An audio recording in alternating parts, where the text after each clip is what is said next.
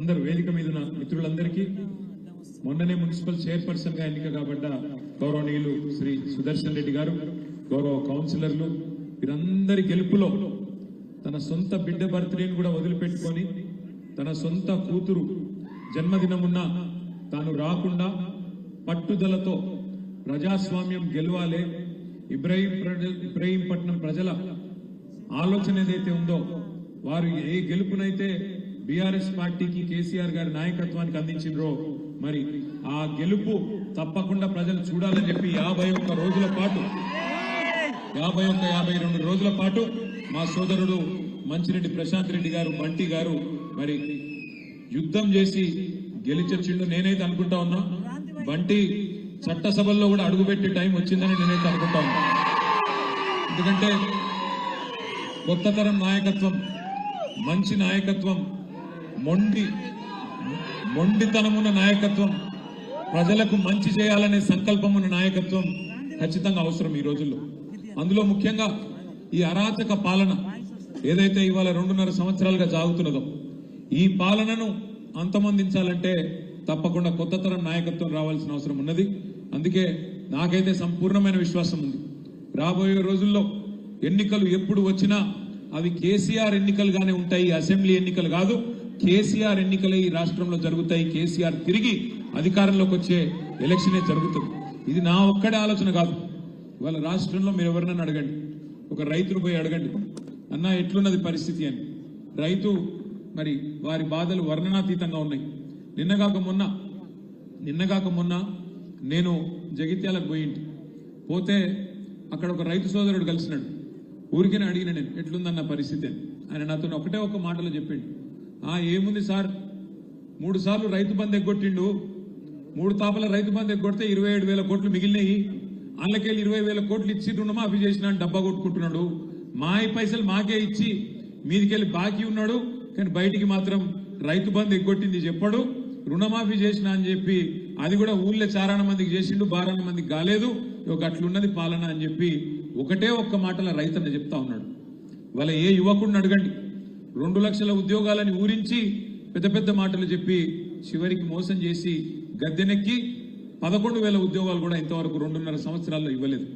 అట్లాగే మహిళలకు చెప్పిండు, తులం బంగారం అన్నాడు, స్కూటీలు అన్నాడు, ఇంకేదో అన్నాడు, నెలకు 2,500 ఇస్తా అన్నాడు, అత్తకు 4,000, కోడలకు 2,500, నోటికి ఎంత వస్తే అంత ఇష్టం వచ్చిన మాటలు ఇచ్చి అటు మహిళల్ని మోసం చేసినారు. అట్లాగే మీ అందరికీ తెలుసు, పెద్ద మనుషులు కేసీఆర్ గారు రాకముందు 200 పెన్షన్ వచ్చేది, కేసీఆర్ గారు దాన్ని 2,000 చేసినాడు. ఇంతకుముందు మల్లేశన్న చెప్పినట్టు నవంబర్లో అయితే 2,000, డిసెంబర్లో అయితే 4,000 అబద్ధం చెప్పిండు. ముసలోళ్ళం కూడా మోసం చేసిండు. 2 నెలలు ఇప్పటికి పెన్షన్ ఎగ్గొట్టిండు. ఏమున్నదయ్యా 28 నెలల్లో సాధించింది అంటే ఒకటే ఒకటి, ఢిల్లీకి పోవుడు వచ్చుడు, ఎక్కే విమానం దిగే విమానం తప్ప చేసింది మాత్రం ఏమీ లేదు ఈ రాష్ట్రంలో. మీ ఎమ్మెల్యే గారి గురించి అయితే నేను చెప్పే అక్కడనే లేదు. ఇక ఆయన ఎట్లాంటోడో, ఆయన ఏమేం చేస్తాడో, ఎట్లెట్లా వసూలు చేస్తాడో, ఏం చేస్తాడో నాకంటే బాగా మీకే తెలుసు. ఆఖరికి అరటి పండ్ల బండ్లలో కూడా ఇచ్చిపెట్టాడట ఒక అసంటోడు. ఆయన గురించి నేను ఎక్కువ మాట్లాడా, కానీ ఒకటి మాత్రం పక్కా, ఒక మంచి నాయకుడిని, మంచిరెడ్డి లాంటి మంచి నాయకుడిని వాళ్ళ ఇబ్రహీంపట్నం కోల్పోవడం అనేది ఆయనకేం నష్టం కాలే, ఆయన బానే ఉన్నాడు, కానీ నష్టపోయింది ఇబ్రహీంపట్నం ప్రజలు అనే మాట నేను మీకు గుర్తు చేస్తా ఉన్నాను. ఒక మంచి నాయకుడు కేసీఆర్ గారిని కోల్పోయినాం, ఇబ్రహీంపట్నంలో ఒక మంచి నాయకుడు మంచిరెడ్డి కిషన్ రెడ్డి గారిని మనం పోగొట్టుకున్నాం. అందుకే మీ అందరితో ప్రార్థన ఒకటే, ఇవాళ ఈ ప్రభుత్వం చేస్తున్న అరాచకాలు నాకంటే బాగా మీకే తెలుసు.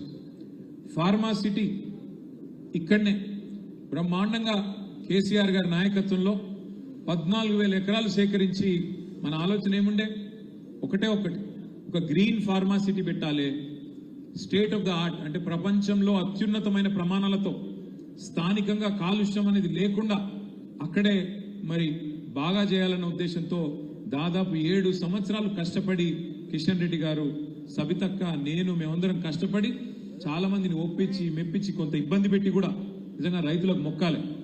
ఆఖరికి వాళ్ళని చెప్పి మొత్తానికి 7 ఏళ్లు తనలాడి 14,000 ఎకరాలు సేకరించినాం.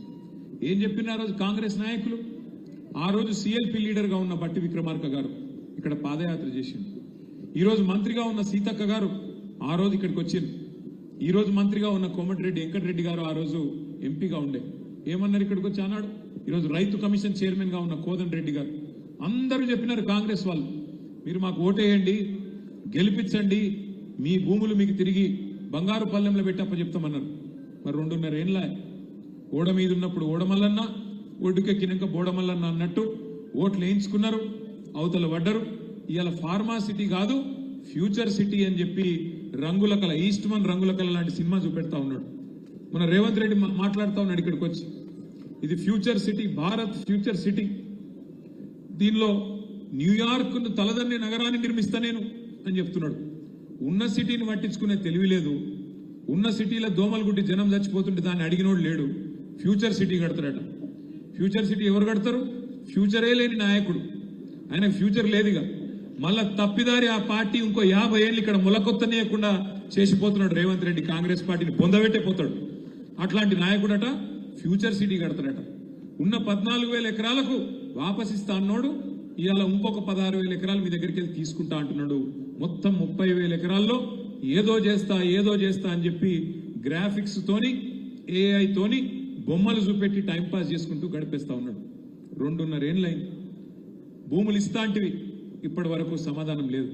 కోర్టులోనేమో ఫార్మాసిటీ ఉన్నదా లేదా అంటే కోర్టులోనేమో ఉన్నదని చెప్తాడు. బయటికి వచ్చేమో వాడెవడో జూ పార్కు పెడితే జూ పార్కు లాంటి మీ ఇబ్రహీంపట్నం ఇస్తారట. ఎవడన్నా మెడకాయ మీద తలకాయ ఉన్నాడు. ఇబ్రహీంపట్నంలో ఎంత ఉంటుందో ఎకరం? ఇప్పుడు ముచ్చర్ల కాడ 2-3 కోట్లు ఉంటుందా? అంటే ఇదివరకు మనం ఉన్నప్పుడు బాగుండే, ఇప్పుడు డౌన్ అయింది అనుకో రియల్ ఎస్టేట్. వాస్తవమేనా? కనీసం 2 కరోడ్ అయితే ఉంటుంది కదా. ఎవడన్నా మెడకాయ మీద తలకాయ ఉన్నాడు 2 కోట్ల విలువ చేసే భూములలో జూ పార్క్ పెడతాడే. 3,000 ఎకరాలు గాయన వరకు అంబానీకి ఇస్తాడు ఆయన వచ్చి ఇక్కడ ఏనుగులు, సింహాలు, పులులు పెడతాడట. రేవంత్ రెడ్డి ఎప్పుడు చెప్పుకుంటుంటాడు, నేను నల్లమలకి వెళ్ళి వచ్చినా, ఆ నల్లమలని మిస్ అవుతున్నట్టున్నాడు. అందుకే ఇక్కడ ఒక జూ పార్క్ పెట్టి అప్పుడప్పుడు వచ్చి జంతువులను చూసిపోతా, క్రూర మృగాలను చూసిపోతా అన్నట్టు ఇక్కడ 3,000 ఎకరాలు మీ ఫ్యూచర్ సిటీలో ఇస్తాడంట. ఇదేనా ఒక ప్రభుత్వాన్ని నడిపే పద్ధతి? కోహెడలో 178 ఎకరాలు ఆనాడు పండ్ల మార్కెట్ పెట్టేందుకు కేసీఆర్ గారి నాయకత్వంలో భూమిని కేటాయించడమే కాదు 50 కోట్ల నిధులు కూడా అడ్వాన్స్ గా ఇచ్చినాం. ఇస్తే ఇవాళ ఇక్కడ కోహెడలు ఉండదట మార్కెట్. ఏడుకోవాలి? రాచకొండ గుట్టలలో రామోజీ ఫిలిం సిటీ అవతలకు అన్నట్టు, ఆ గుట్టల పైన ఎక్కడో కట్టుకో అన్నట్టు. ఎవడన్నా నిజంగా మెడకాయ మీద తలకాయ మీద ఆలోచన చేస్తాడా? ఇట్లా ఎవరు పోతారు పండ్ల మార్కెట్కు? వ్యాపారులు, చిన్న వ్యాపారులు పోతారు. వాళ్ళు గుట్టలలో పోయి దందా చేసుకునే పరిస్థితి ఉంటుందా?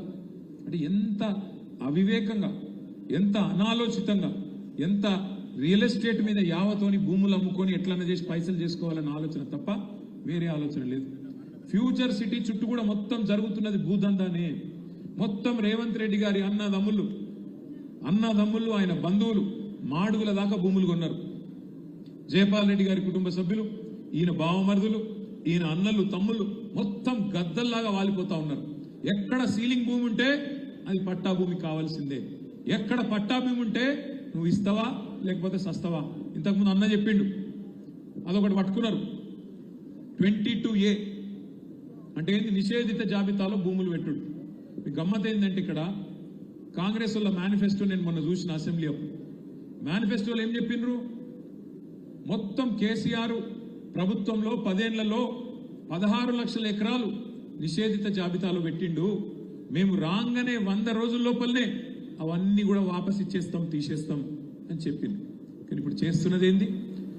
16 లక్షల ఎకరాలు ఆనాడు నిషేధిత జాబితాలో ఉంటే ఈరోజు 1 కోటి ఎకరాలను నిషేధిత జాబితాలో పెట్టిండు రేవంత్ రెడ్డి ప్రభుత్వం. ఎందుకు పెట్టిండ్రు?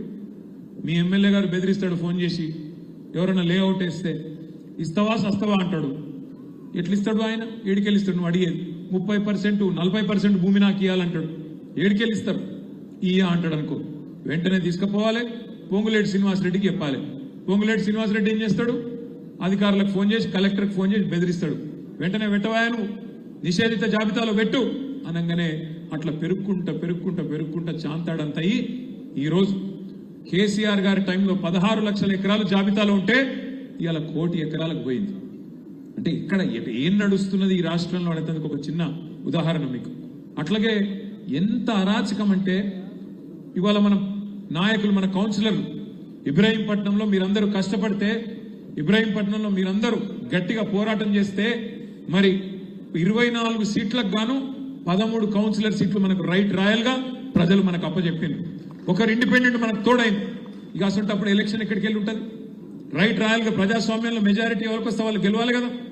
కానీ ఏం చేసిండు? ఒక అమ్మాయి 3 సార్లు కౌన్సిలర్, 3వసారి గెలిచింది, శ్వేత. ఆ శ్వేత గారికి బీసీ సర్టిఫికేట్ లేదని చెప్పి కొత్త కేసు. ఇక మన సుదర్శన్ రెడ్డి గారు, మన మున్సిపల్ చైర్మన్, ఆయన ఎప్పుడో 20 ఏళ్ల కిందట ఆనాడు కాంగ్రెస్ ప్రభుత్వంలో భూమి కొనుక్కుంటే వాళ్ళ ఊర్లే ఇలా భూమి భూదాన్ భూమి అని చెప్పి ఆయన మీద కేసు. అట్లాగే ఒక తమ్ముడు ఇండిపెండెంట్ కౌన్సిలర్, ఆ తమ్ముడు వాళ్ళ మదర్ని తీసుకుపోయి హాస్పిటల్లో పెట్టి ఆమె హాస్పిటల్లో నువ్వు వెంటనే రా అని చెప్పి ఆ తమ్ముడి మీద ఒత్తిడి. రాములు గారి అబ్బాయి త్రిలోక్, మరి వారింట్లో అంత కష్టం వచ్చినా చివరికి అంత్యక్రియలకు అటెండ్ అయ్యి మళ్ళీ 24 గంటలు కూడా గడవక ముందే తిరిగి వచ్చి మొండితనంతో జిద్దుతో గెలిచి తీరాలే ప్రజాస్వామ్యం అని చెప్పి మొండిగా పోరాటం చేసి మన 13 మంది కౌన్సిలర్లు ఇవాళ ఇక్కడ గెలిపించింది మన పార్టీని కాదు, గెలిపించింది ప్రజాస్వామ్యాన్ని, గెలిపించింది ప్రజల అభిమతాన్ని, బతికించింది ఖచ్చితంగా ఈ రాష్ట్రంలో రాజ్యాంగ హక్కులను అనే మాటని మీకు విజ్ఞప్తి చేస్తా ఉన్నా. ఇక్కడ ఇబ్రాహీంపట్నంలో గెలిచింది గులాబీ జెండా కాదు, ఇబ్రాహీంపట్నంలో గెలిచింది ప్రజాస్వామ్యం. దాన్ని నిలిపింది మా తమ్ముడు మంచిరెడ్డి ప్రశాంత్ రెడ్డి గారు, బంటి అనే మాట కూడా నేను విజ్ఞప్తి చేస్తా ఉన్నా. చిన్న విషయం కాదు.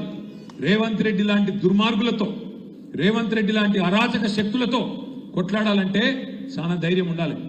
కేసులు పెడతారు, బెదిరిస్తారు, అధికార యంత్రాంగం మొత్తం వినియోగిస్తారు, సామ దాన భేద దండోపాయాలు ఎన్నుంటే గన్ని పైసలు ఆశ చూపెడతారు. మీకు ఇది చేస్తామంటారు, అది చేస్తామంటారు. ఆఖరికి మంచిరెడ్డి కిషన్ రెడ్డి లాంటి నాయకుడి మీద కూడా కిడ్నాప్ కేసులు పెట్టించింది. అయినా సరే ఇన్ని తట్టుకొని దాదాపు 2 నెలల పాటు ఈ ప్రభుత్వం చేస్తున్న అరాచకాన్ని తట్టుకొని నిలిచిన మా కౌన్సిలర్లందరికీ నేను శిరస్సు వంచి హృదయపూర్వకంగా నమస్కారం తెలియజేసుకుంటాను. ధైర్యం కావాలి ఇట్లా కొట్టాడాలంటే. కానీ ఒకటి మాత్రం పక్కా, మన కష్టకాలం అయిపోయింది. 2.5 సంవత్సరాలు ఈ ప్రభుత్వం వచ్చిన తర్వాత మొదటి 2.5 సంవత్సరాలే కష్టకాలం అయిపోయింది. మీరు తొందరలోనే సుఖపడే టైం తప్పకుండా వస్తుంది. ఇప్పుడు ఎవడెవడైతే నకరాలు చేస్తున్నాడో, మీ ఏసీపీ, డీసీపీ, కలెక్టరు, ఇంకెవడో ఎవడెవడైతే నకరాలు చేస్తున్నాడో, నేను ఇప్పుడే తమ్ముడు బంటికి చెప్తా ఉన్నా, మల్లేశన్ అన్నది కరెక్ట్. మనం అధికారంలోకి వచ్చినాక వెంటనే ఈ కసి ఉండదు. ఏమైతుంది? అధికారంలోకి రాగానే రంగారెడ్డి జిల్లాలో అరాచకం చేసినోడు నల్గొండకు పోతాడు అధికారి, నల్గొండలో అరాచకం చేసినోడు ఇక్కడికి వస్తాడు. నేను మీ ఓనే సార్, అట్లా సార్, ఇట్లా సార్ అని మళ్ళీ మనోళ్ళ చుట్టే తిరుగుతారు, నాకు తెలుసు. కానీ మీరు చెప్పింది కరెక్ట్. మన కిషన్ రెడ్డి గారు, మల్లేష్ అన్న ఇద్దరు చెప్పింది కరెక్టే. ఈ కసి ఆ రోజు ఉండాలి అంటే ఇప్పటి నుంచే మనం ఖచ్చితంగా వాళ్ళు ఎవరు, ఎక్కడ ఉన్నారు ఇవన్నీ రాసి పెట్టుకోవాలి. పెట్టుకొని ఒక్కరిని కూడా వదలకుండా వారికి జవాబు చెప్పే బాధ్యత నాది అనే మాట నేను విజ్ఞప్తి చేసుకుంటా ఉన్నా. కేసీఆర్ సార్ అంటే పెద్ద మనిషి, మంచోడు. ఆయన పెద్ద మనిషి, మంచోడు, జీవితం అంతా చూసిండు. కానీ నేను ఇట్లాంటి దుర్మార్గ పాలన జీవితంలో చూడలేదు. నేను కూడా చూసిన, చాలా మందిని చూసినాం ప్రభుత్వాలను. చంద్రబాబు నాయుడు గారిని చూసినాం, రాజశేఖర రెడ్డి గారిని చూసినాం, రోషయ్య గారిని చూసినాం, కిరణ్ కుమార్ రెడ్డి గారిని కూడా చూసినాం. ఆ తర్వాత మన నాయకుడు కేసీఆర్ గారి పరిపాలన చూసినాం.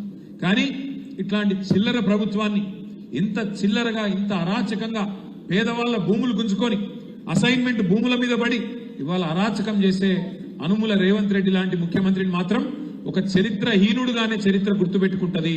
తెలంగాణ సమాజం చీత్కరించే రోజులు తప్పకుండా వస్తాయనే మాట నేను మీకు విజ్ఞప్తి చేస్తా ఉన్నా. నేను మా సబితక్క విద్యార్థుల మీటింగ్కి పోయినాం తెలంగాణ భవన్లో.